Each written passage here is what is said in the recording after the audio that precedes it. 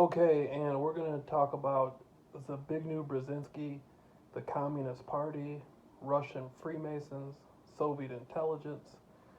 When I was studying Jim Jones and the People's Temple, I discovered Jimmy Carter had the National Security Advisor, Zbigniew Brzezinski, which was also Obama's security advisor. And now that Trump is president, I'm not sure Trump is truly a Republican. Trump gives off a democratic impression, communist impression.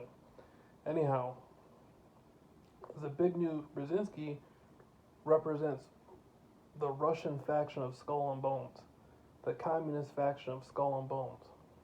And when you look into Michigan, you can look at Albert Kahn and Associates, how they built the Soviet Union.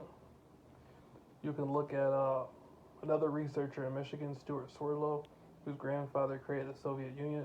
His great uncle, Yakov Swerdlow, was the first president of the Soviet Union.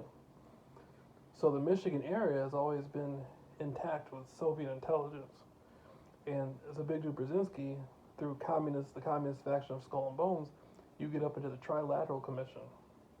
And looking at this Zbigniew Brzezinski circle, it gets very fascinating. You know, he authored the book The Grand Chessboard. You have to look at a lot of his material.